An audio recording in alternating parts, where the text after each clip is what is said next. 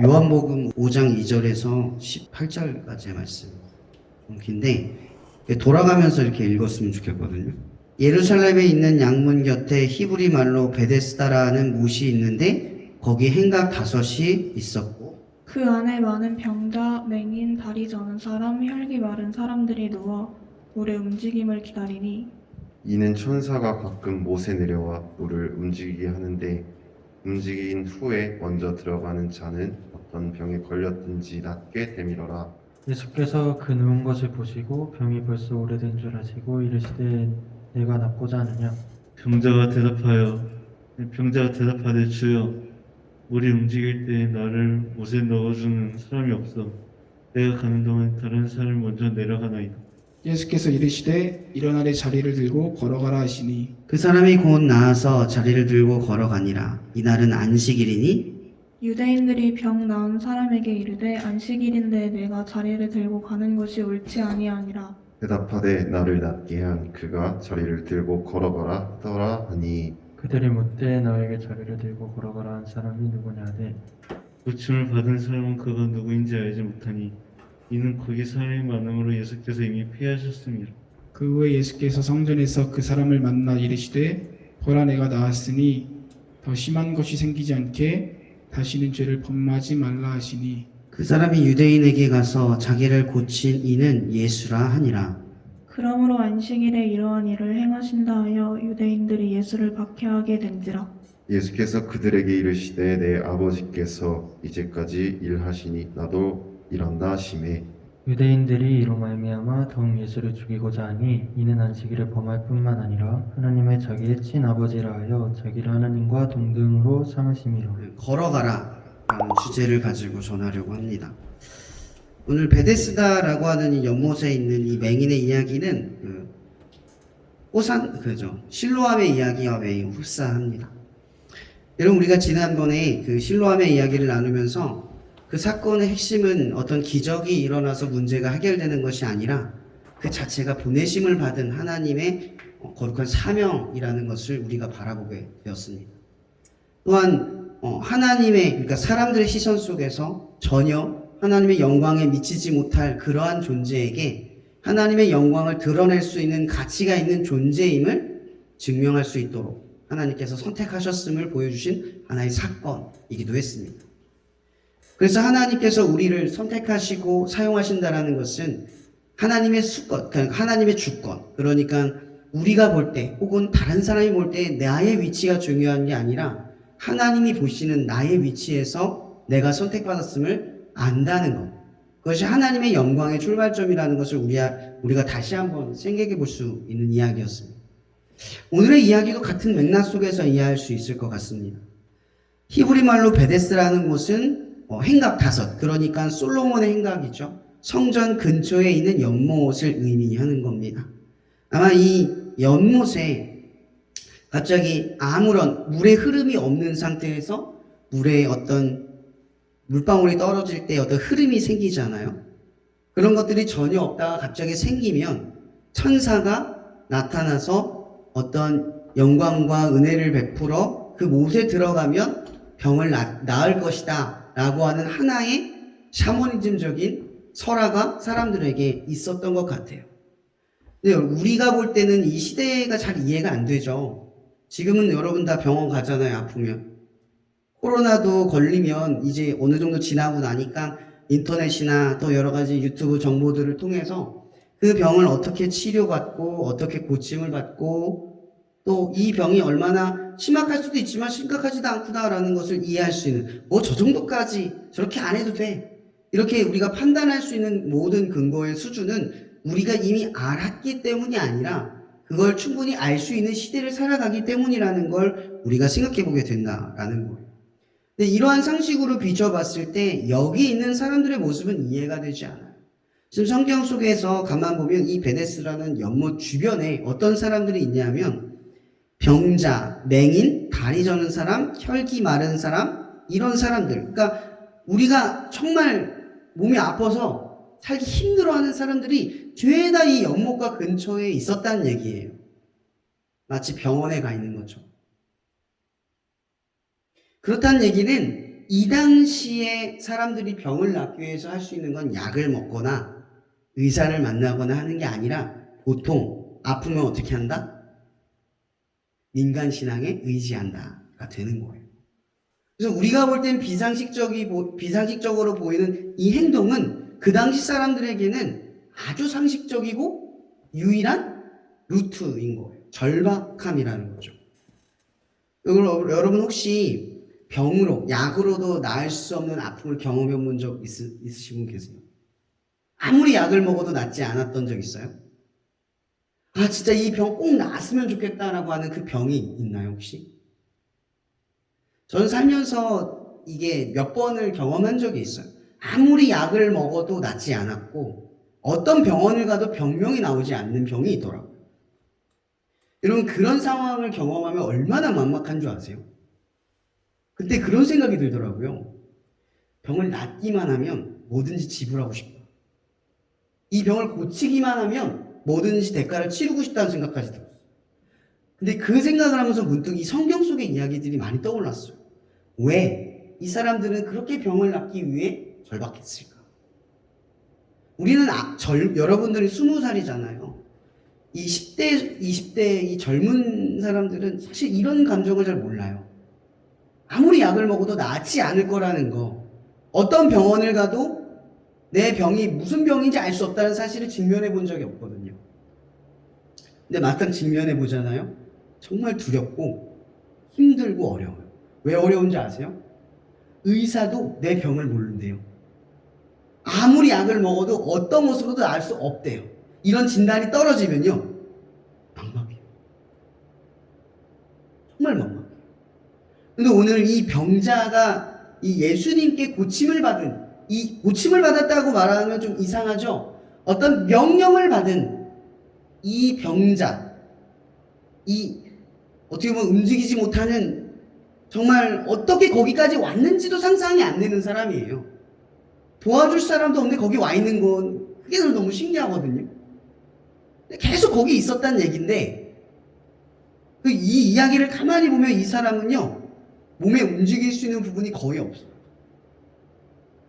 누가 나를 들어 옮겨주지 않으면 들어가지 못한대요. 근데 들어가기를 하는데 내가 들어가기 전에 남이 다 들어간대요. 이 얘기는 어떤 이야기예요? 상상을 한번 해보세요. 몸에 어떤 부분만 움직인다고 생각해보세요. 그것도 아주 더디게. 근데 살려고 그 못에 들어가려고 38년 동안 절박한 심정 속에 거기 있었던 사람이 있던 거예요. 물이 딱 하고 움직이는 순간 내 눈으로 보면 그것만 쳐다보고 있는데 그걸 보자마자 어떤 몸동작과 처절함으로 그 연못까지 길을 걸었을까? 상상을 한번 해보죠. 상상이 안 돼요. 상상이 안 돼요. 그 절박한 가운데 있는 사람의 심정으로 상상이 되지 않아요. 여러분들이 이 말씀을 듣고 언젠간 여러분의 삶에 이런 막연함을 경험할 때 이 말씀을 한번 떠올려 보세요. 근데 참 신기한 질문이 제게 던져졌어요. 오늘 본문 2절에 보면 아까 얘기했죠? 많은 병자, 맹인, 다리 저는 사람, 혈기 마른 사람, 그리고 수많은 병든 사람들이 베데스다 연못가에 있었어요. 근데 저는 문득 질문이 던져졌어요. 왜 이 38년 된 이 병자만 하나님의 역사를 경험했어요? 왜 예수님의 말씀이 그에게 다가갔을까? 왜 다른 사람에게 들리지 않았을까? 여러분, 저는 상상하건대, 성경에 나오지 않아요. 상상하건대 분명 이 말씀은 여기 있는 사람들에게 전해지고 있었던 거예요. 그리고 여전히 예수 그리스도가 그리스도이고 메시아라는 사실을 수많은 사람들 앞에 보여주고 증명했고 이 예루살렘 안에 소문이 퍼져 있었지만 사람들은 그 사실을 알고 있었지만 여전히 그들이 주목한 건 물방울이었던 거죠. 갑자기 일어난 물결. 일간설화. 그것이 그들이 구제받을 수 있는 유일한 수단이라는 것을 알고 있었어요. 그걸 쳐다본 거죠. 근데 수많은 이들이 한 가지를 보지 못하고 있었던 거예요. 진짜 구원이 어디 있었냐는 거죠. 진짜 구원. 여러분, 우리는요, 어떤 문제 해결만을 바래요. 한번 보세요. 눈먼 자가 보게 되면, 다리 전자가 일어서게 되면 삶의 모든 문제가 해결되나요? 여러분, 갑자기 여러분의 삶에 어떤 문제가 해결되고 나면 그 다음에 미션이 다시 생겨나죠. 그 다음은 어떻게 살아가느냐. 갑자기 눈먼 사람이 눈을 보게 되면 먹고 살아야 될 또 다른 문제에 봉착해요. 그때 되면 또 어떻게 하겠어요? 또 그 문제를 해결할 무언가만을 의지하겠죠. 계속 그런 종류의 삶을 살아가게 돼요. 한 가지의 습관이 우리에게 길들여지면 그 습관이 계속 우리의 삶의 방식이 되고, 참 무섭게도. 수많은 사람들은 이러한 기대치를 가지고 살아간다는 거죠. 오늘 요한복음 5장의 이야기가 이전에 요한복음 2장부터는 어떤 이야기가 주로 이야기하냐면 가나안의 혼인잔치 이야기가 나와요. 그 가나안의 혼인잔치 이야기 다음 예수님께서는 성전의 정화를 일으키시죠. 그리고 그 다음 니고데모를 만나요. 그리고 거듭남에 대해서 이야기를 하세요. 그리고 그 다음 사마리아 여인을 만나셔서 예배를 통해서 어떻게 구원을 받을까? 생명에 마르지 않는 생명의 근원 되신 예수 그리스도 자신에 대해서 이야기를 해요. 제가 이 요한복음 5장까지 도달하면서 하나의 맥락을 기억했어요. 요한복음은 특이하게도요, 예수님이 일어난 지금 이 행동들이죠. 또 어떠한 행동들, 그러니까 가나안 혼인잔치에서 물이 포도주로 바뀐 기적, 미라클이죠. 그리고 성전을 정화하신 어떠한 행동, 그죠? 니고데모를 만난 그 일, 그리고 사마리아 여인을 만나 전하신 말씀, 이 모든 걸 한 가지로 요약을 하는데 그게 뭐냐면 표적이에요. 표적이라고 해요. 제가 이거를 영어 본문을 계속 찾아봤어요. 어원적으로 어떤 의미일까? 근데 이 단어가 미라클이라고도 쓰이기도 하고요. 사인스, 그러니까 표적들이라고도 의미를 하더라고요. 그러니까 지금 우리가 이 맥락 속에 알지 못하는 하나의 맥락이 있는데, 이 사건은 언제 일어나는 줄 아세요? 요한복음 2장부터 일어나는 이 사건은 이때는 곧 6월절이 얼마 남지 않은 때부터 시작됩니다. 이 표적이 무엇을 가리킬까요? 바로 6월절. 6월절이 뭐예요? 6월절이 뭐예요? 몰라요? 6월절이 뭐예요? 몰라요? 그렇죠. 출애굽에서 첫 태생이 죽지 않게 하기 위해서 뭘 했어요? 어린 양을 계속했다 예요. 그러니까 6월절의 의미가 뭐겠어요, 여러분? 이 표적이 뭘 의미하겠어요? 예수가 너희를 위해 죽고 너희를 위해 죽음으로써 너희의 유일한 구원자이시다 예요.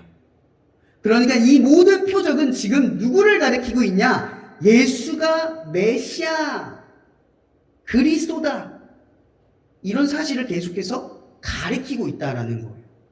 여러분, 우리가 보통 바라는 문제 해결에서 바라는 기적들은요, 어떠한 표적을 향하지 않아요.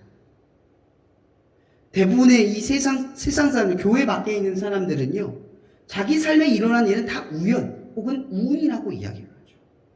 그것들을 통해서 표적을 바라보는 게 아니라 그것들을 통해서 감사나 하나님의 뜻이나 이게 어떤 계획이 있거나 의미가 있다는 걸 발견하는 게 아니라 이건 내 거야, 이건 운으로 내게 주어진 거야, 이건 그냥 우연이야, 남들에게 없는 이것은 내 거야 라고 하는 사실에 그친다는 거예요.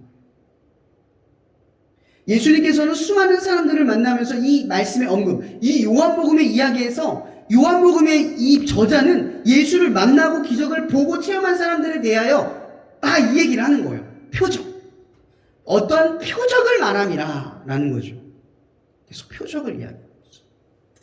우리에게 중요한 것은 기적이 아니에요. 여러분들이 바라는 지점이 이루어지는 게 아니에요. 그 사인이 뭐냐는 거죠. 그걸 통해 뭘 바라보고 살아가느냐예요.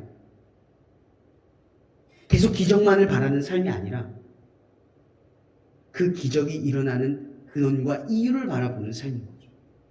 이 기적이 우연히 일어나는 그냥 지나가는 사건이 아니라 이 모든 표적들이 언젠간 한 가지의 방향을 우리에게 찾도록 만들어주는 중요한 표지가 될 거라는 거예요. 이런 믿음을 갖기란 참 어렵죠. 그러나 믿음은 하나의 사건만으로 이루어지지 않아요. 계속 믿을 수 있는 일들이 일어나죠. 마찬가지로 표적이라는 것은 여러분의 삶에 믿음의 표적들이 일어난다는 얘기예요. 그냥 믿으면 믿어지는 게 아니라 하나님께서 여러분들에게 믿음을 갖도록 그 믿음으로 출발한 여러분들의 삶 속에 계속 표적을 보여주신다. 근데 우리는 뭐만 바라본다? 물방울만 바라본다는 거죠. 기적만 기대해요. 하나님이 내 삶에 내물할 수 없는 어떤 일에 대한 그 역사만을 기대해요. 그래서 우리는 자꾸만 역사, 그러니까 기적에 의존만 해요. 기적이 여러분의 삶을 자연스럽게 쫓아오도록, 여러분의 믿음의 삶 속에서 자연스럽게 나타나도록 하는 게 아니라 믿음을 바라보며, 기적을 바라보며 믿음을 갖는다는 거죠. 한번 보십시다. 여러분, 오늘 베데스다 연못에 있는 사람들은 믿음이 없었습니까? 믿음이 없었어요? 그들은 예수에 대한 믿음은 없었을지언정 자기가 병을 낫고자 하는 그 간절함과 절박함은 우리들이 지금 예수를 향한 믿음보다 더 컸다는 걸 생각하셔야 돼요. 믿음의 종류로 따지자면 그들의 믿음은 우리보다 더 좋은 거예요. 우리는 더 나쁜, 질 나쁜 믿음을 갖고 있는 거죠. 절박하지도 간절하지도 않으니까요. 그분이 나의 구원자이자 그분이 유일한 분이라는 그 절박함을 붙들고 이 땅을 살아가는 게 아니라 우리는 그저 그냥 기적을 바라며 믿음을 지키고 살아가는 정도에 불과해요. 그래서 하나님이 기적을 베풀어요. 여러분이 원하는 바를 주면 하나님이 참 좋아요. 내 삶이 참 좋아요. 내 인생이 참 좋게 느껴져요. 그럼 반대로 그 기적이 원하는 바가 이루어지지 않으면 세상은 참 싫어요. 나도 참 싫어요. 이런 하나님은 도무지 이해가 안 돼요.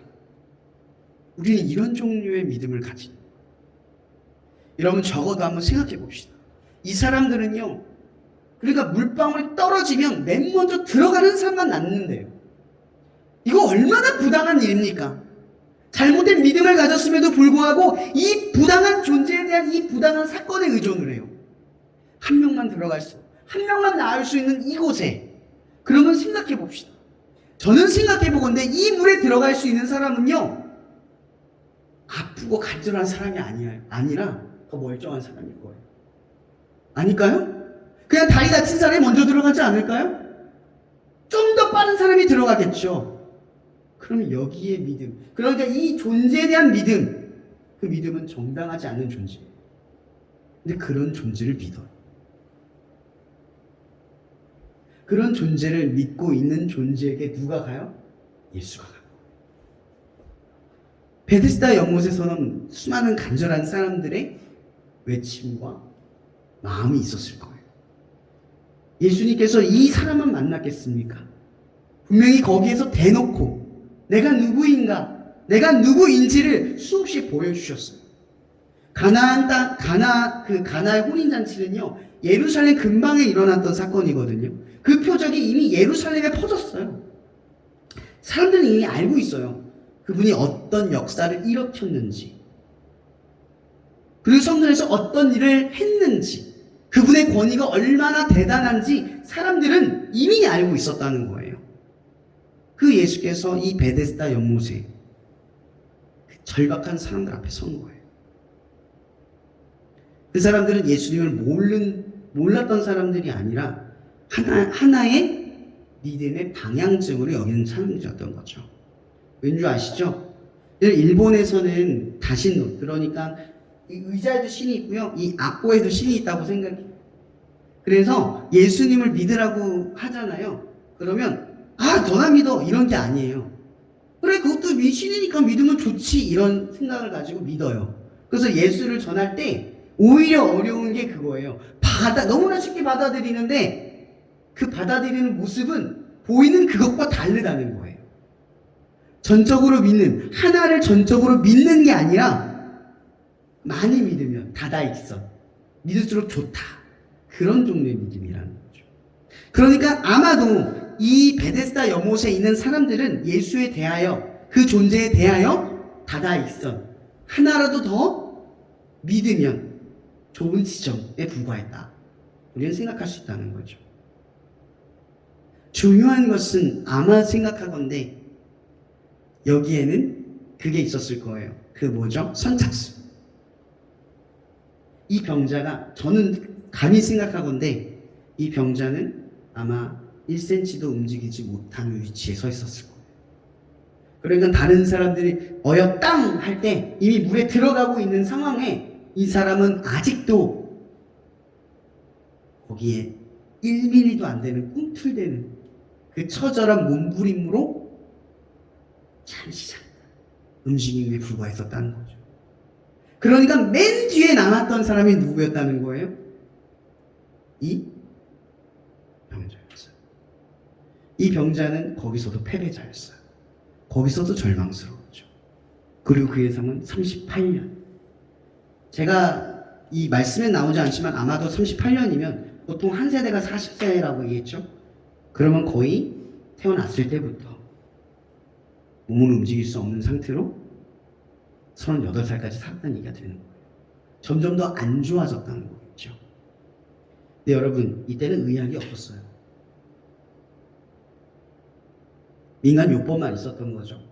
여러분 38년 동안 누워있으면 욕창이나 여러 가지 병들이 생겨요. 근데 38년 동안 이렇게 살았다는 건 사실은 우리가 가늠할 수 있는 상상의 영역을 넘어서, 그러니까 쉽게 말할게요. 죽어도 차라리 죽는 게 낫다 라고 느껴지는 모습이었어요. 그 모습의 처절함 속에서도 이 사람은 뭘 간절히 바랬어요? 낫기를 원했다는 거죠.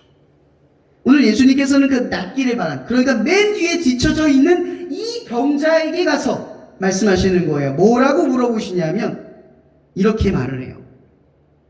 예수께서, 이게 슬퍼요. 예수께서 그 누운 것을 보시고 병이 벌써 오래된 것을 아시고 보고 아셨다는 거예요. 보통 사람들은요, 누가 아프고 힘들면 대신 아파요. 근데 이 당시 사회상은 어땠죠? 누가 아프면 죄인 취급했어요. 죄를 지었으니까 저렇게 됐겠지 이러고 찌찌찌 혀만 차는 거예요. 성경 어떻게 설명하냐면 이 사람이 하소연을 해요. 뭐라고 말한 줄 아세요? 38년 동안 내가 아파서 누워있는데 한 사람도 나를 저 물가에 데려다 주는 사람이 없습니다. 이렇게 얘기를 해요. 여러분, 이게 핀트가 나간 이야기거든요. 예수님께서는 이것을 보고 아시고 말씀하시는 거예요. 예수님의 질문이 뭐였어요? 질문이 뭐였어요? 성경 본문에 뭐라고 돼 있어요? 보세요. 뭐라고 돼 있어요? 보시고 아시고 뭐라고 물었어요?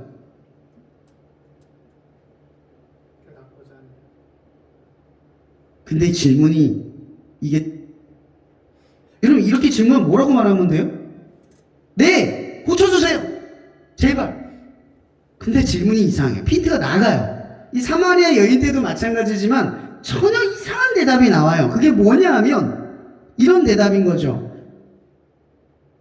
병자가 대답하여 주여, 물이 움직일 때에 나를 못에 넣어주는 사람이 없어 내가 가는 동안에 다른 사람이 먼저 내려가나이다.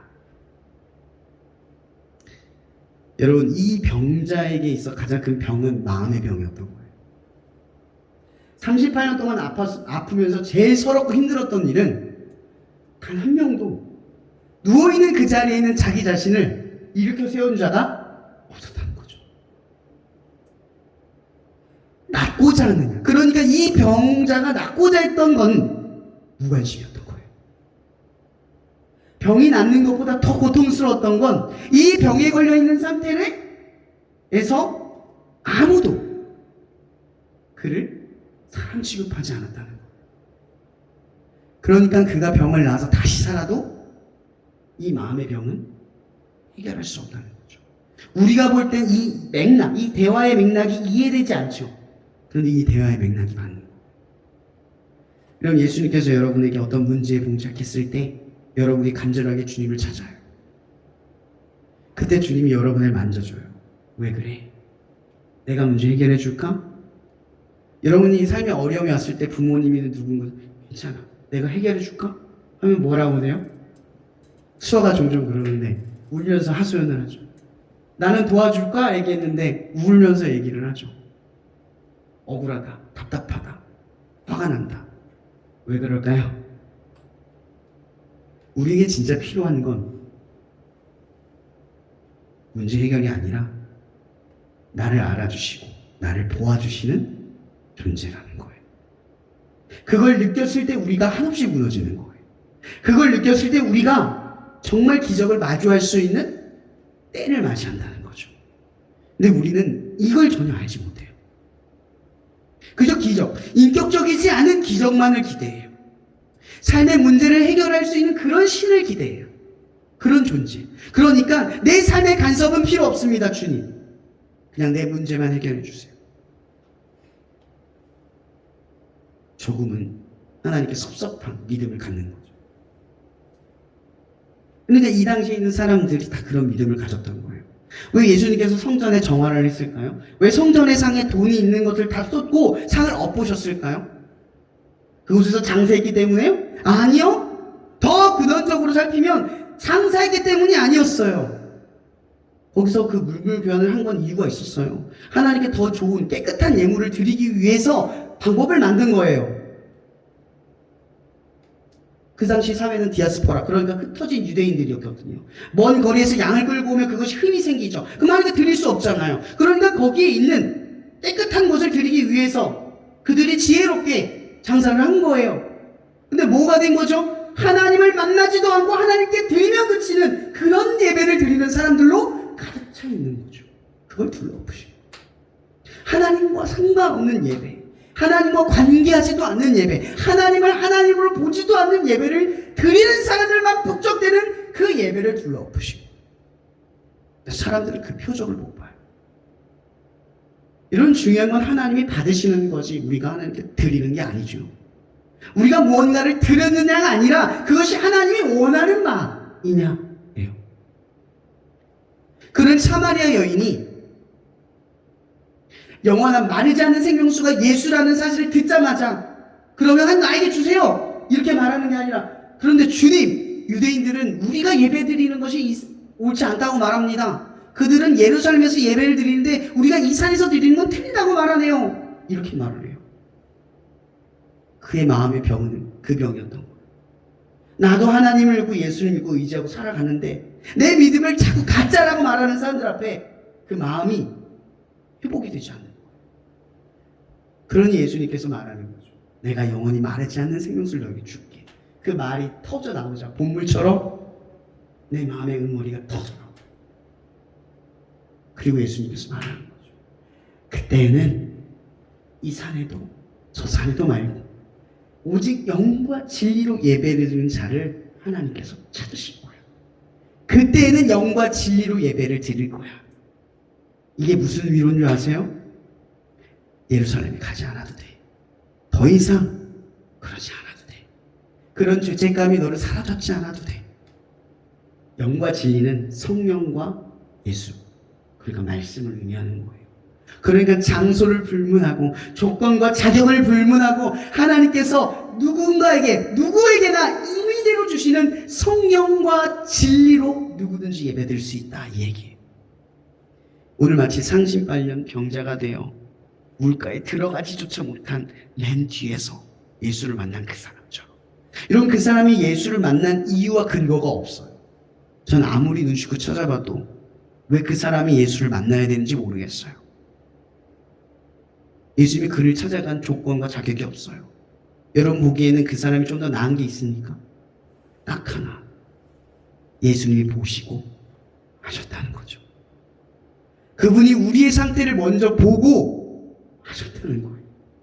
여러분이 바라고 구하기도 전에 여러분이 어떤 상태이고 어떤 모습인지 알고 계신다. 그분의 다가섬은 여러분이 다가섬이 아니라 내가 기도해야지, 내가 예배해야지 할 때 만나는 분이 아니라 이미 여러분이 예배 자리를 떠났을 때 찾아오시는 분이고, 여러분이 기도를 하는 마음을 잃어버렸을 때 그 기도를 하기 바라는 마음으로 돌아오는 분이라는 거예요. 먼저, 항상 우리보다 먼저 우리 앞에 오시는 분이라는 거죠. 왜요? 우리를 아시고 우리를 늘 보시는 분이라는 거예요.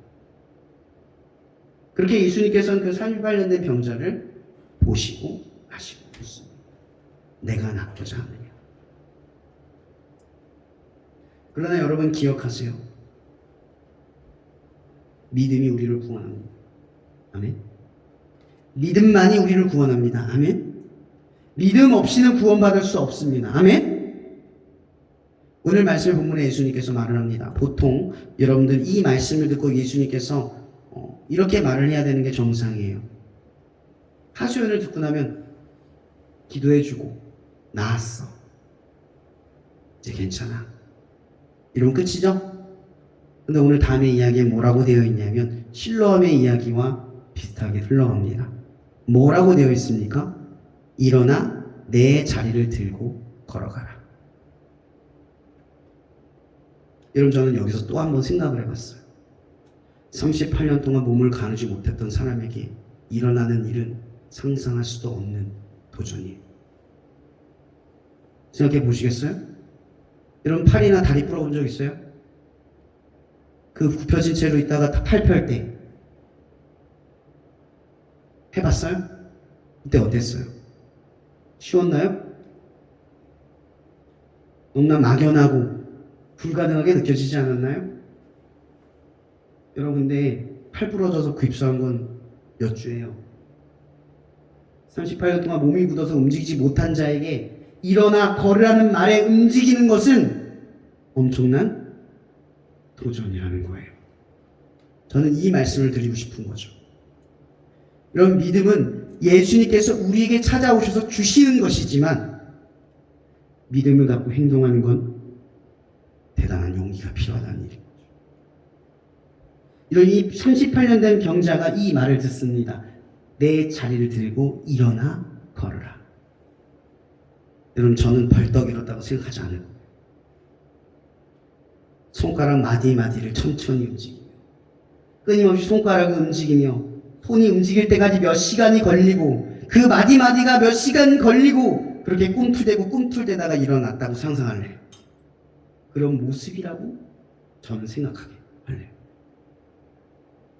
그 도전이 그냥 벌떡 일어나는, 그냥 하찮은, 믿기 때문에 일어나는 단순한 기적이 아니라 믿기 위하여 발버둥친 그 결과라고 생각하고 싶습니다.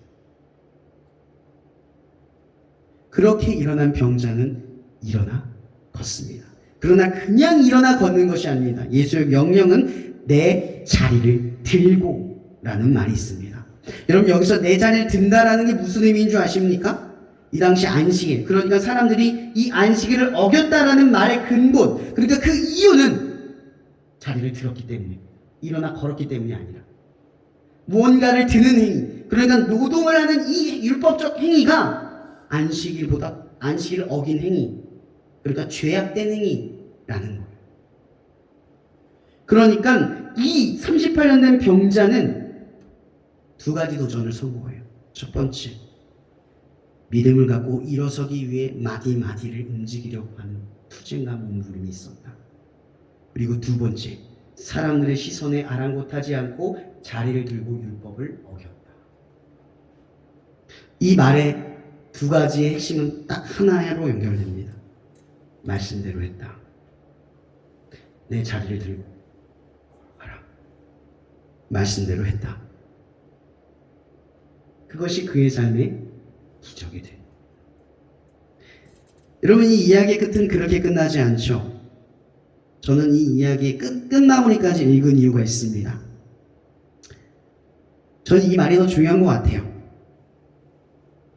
15절의 말씀을 한번 제가 읽어드릴게요. 15절에 이렇게 돼 있습니다. 그 사람이 유대인들에게 가서 자기를 고치는 예수라 하더라.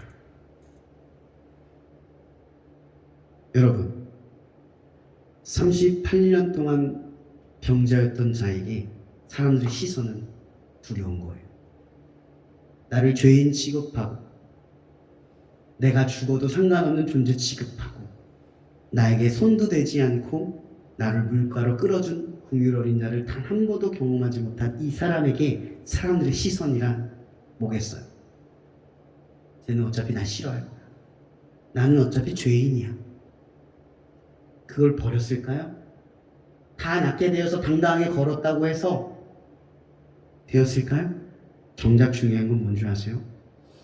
그를 낫게 하신 존재를 믿었기 때문에 그 시선을 넘어설 수 있었다는 거죠. 자기를 낫게 하신 분이 누구입니까? 바로 예수 그리스도. 그분이 메시아라는 사실에 눈을 뜨는 순간 그가 율법을 어기고 자기를 죄인 취급한 사람들 앞에서 예수를 병 고친 자로 고백할 수 있게 만든 힘이었다라는 겁니다.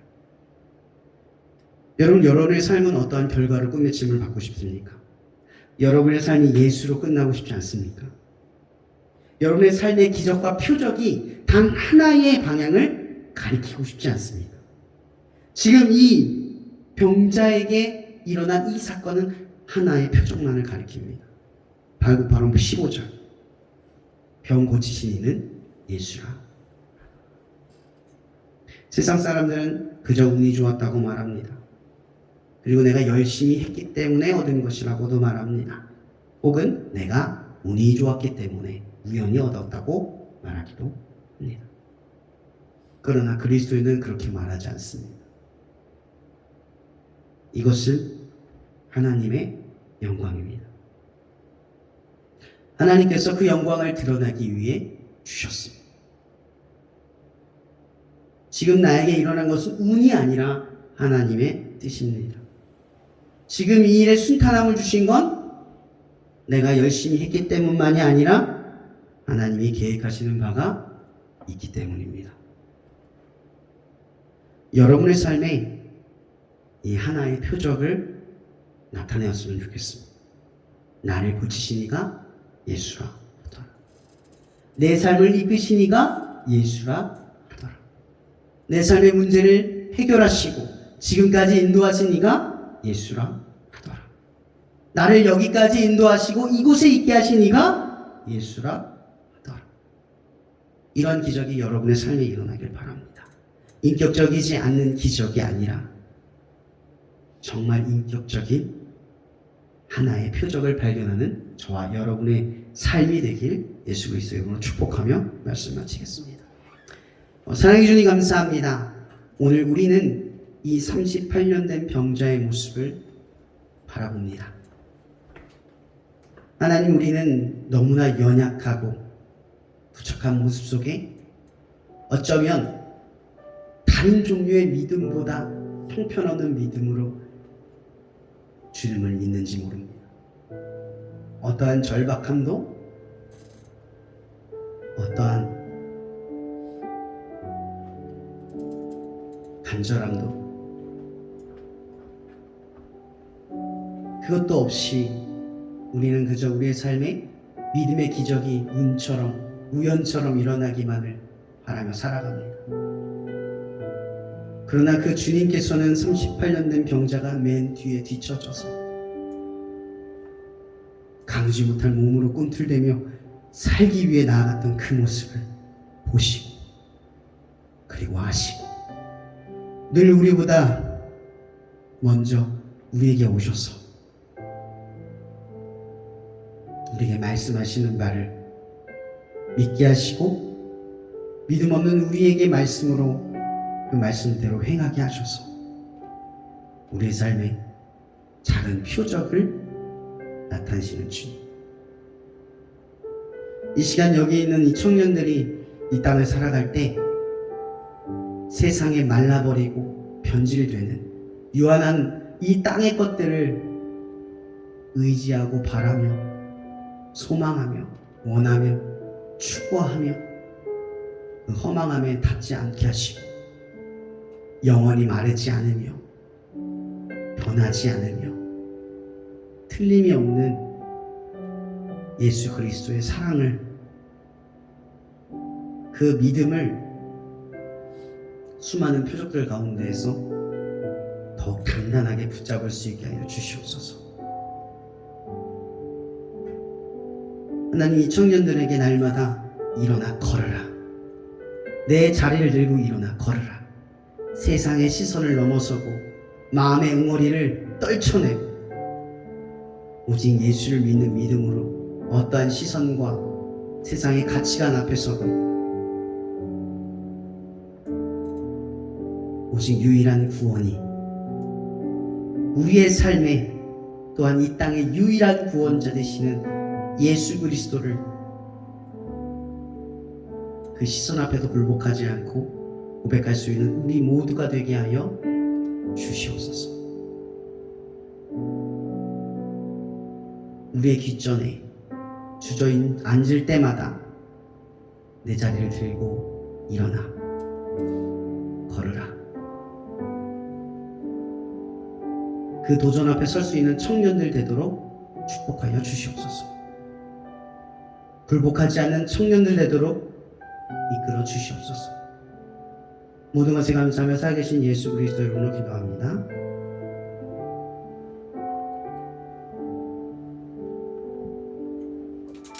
마마무마마